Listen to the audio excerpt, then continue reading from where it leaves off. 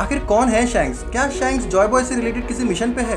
क्या अब शैंक्स भी किंग ऑफ द पायरेट्स बनने की रेस में लग गया है? वन पीस का सबसे mysterious pirate group red hair pirates. अब तक के चैप्टर्स में हमें बहुत कुछ बात मालूम पड़ी है शैंक्स के बारे में, तो आज हम इस वीडियो पे वही सब डिस्कस करेंगे। शुरू करते हैं शैंक्स के होम टाउन से। चैप्टर नंबर 434 में जब शैंक्स व्हाइट बियर्ड से मिलने के लिए उसकी शिप पे जाता है तो उसे वाइन ऑफर करता है और कहता है कि ये मेरे होमलैंड से है जो वेस्ट ब्लू में है और ये वर्ल्ड की सबसे बेस्ट वाइन है।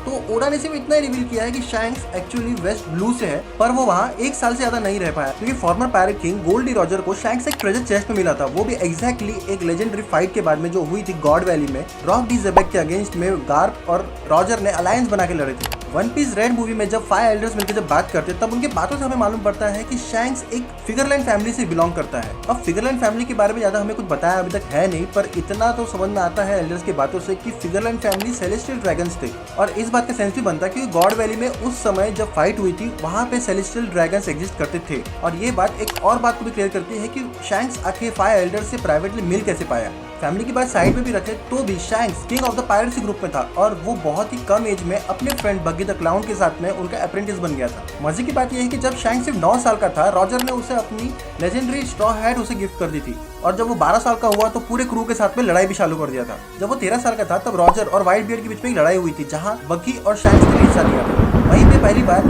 शैंक्स और बग्गी ने टीच को देखा था, ब्लैक बियर्ड को, और बग्गी ने शैंक्स को बताया था कि ये वो बंदा है जो रात में भी नहीं सोता। और शैंक्स को ये बात बहुत अमेजिंग लगी थी क्योंकि वो 24 आवर्स अपनी लाइफ के एंजॉय कर पाता था और आगे चल के इन दोनों की फाइट के ऊपर ही वन पीस का पूरा वर्ल्ड डिपेंड करता है।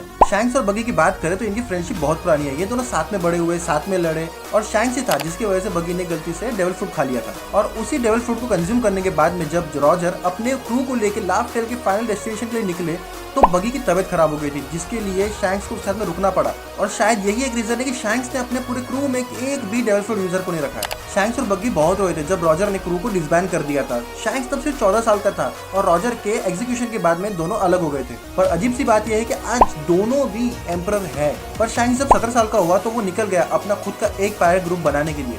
अर्लीज में शैंक्स के ड्रैकुल मिहोक के साथ बहुत सारे डुएल हुए थे। ये बात हमें व्हाइट बियर्ड की इस बातों से मालूम पड़ती है और वो फाइट इतनी खतरनाक थी कि आज भी लोग जानना चाहते हैं कि उसमें जीता कौन, क्योंकि जब शैंक्स वापस आया था तो उसका एक हाथ जा चुका था। मिहोक और शैंक्स का भी एक अलग सीन है। जब मिहोक को मालूम पड़ा कि शैंक्स का एक हाथ अब नहीं है तो उसे बहुत बुरा लगा कि उसके स्ट्रॉन्ग वर्दी अपोनेंट के पास में उसका एक अपना स्ट्रॉन्ग हाथ नहीं है, तो उसने आगे के हर फाइट के लिए उससे मना कर दिया। और मिहोक अब भी शैंक्स की बहुत इज्जत करता है। जब मरीन फोर्ड में शैंक्स की एंट्री हुई तो मिहोक अपने आप बैक ऑफ कर लिया था और कहा था कि मैं इससे नहीं लड़ूंगा। और लूफी का जब फर्स्ट वांटेड पोस्टर आया था तो मिहोक ही था जो शैंक्स तक उसे लेके गया था।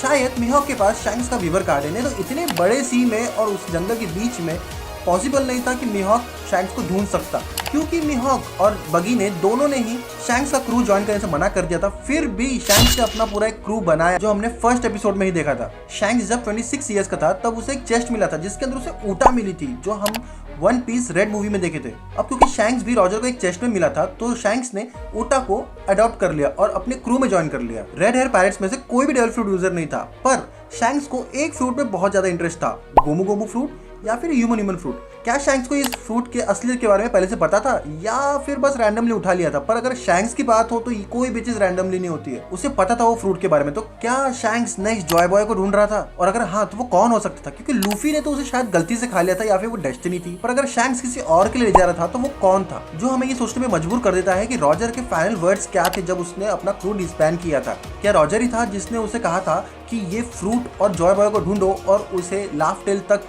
गाइड करो? जिस बात की पॉसिबिलिटीज बहुत ज्यादा है क्योंकि हर मोमेंट पे रॉजर की क्रू के पायरेट्स उसे हेल्प कर रहे थे जैसे क्रॉक्स, रेली। पर फिर भी सवाल ये उठता है कि क्या शैंक्स सच में लूफी की मदद करना चाहता है या फिर वो अपने फायदे के लिए उसकी मदद कर रहा है? ये सब चैप्टर 1 से स्टार्ट हो गया था जब शैंक्स ने लूफी को पायरेट बनने के लिए एनकरेज किया था, उसके लिए एक अपना हाथ गवाया था और फाइनली जब उसने अपना स्ट्रॉ हैट उसे दे दिया था। चैप्टर 1 में ही शैंक्स की 1 बिलियन से ज्यादा की बाउंटी थी।